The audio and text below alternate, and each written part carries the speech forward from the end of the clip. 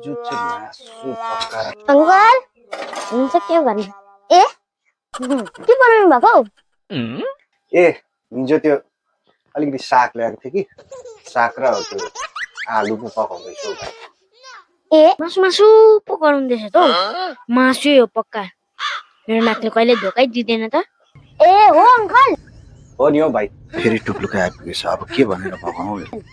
तिमीलाई आमाले बोलाउँदैछ जस्तो लाग्यो।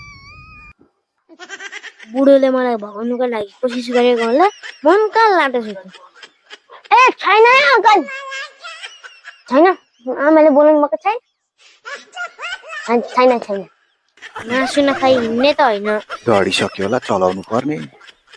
अझैसम्म मासु पाकिसकेन?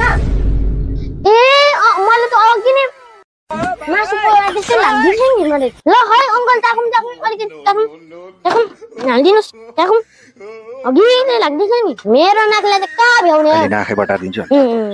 अलिक अलिक हालिदिनु, अलिक अलिक। दामी पकाउनु हुँदो रहेछ अंकल। खान पाउँदा त दामी भइहाल्छ।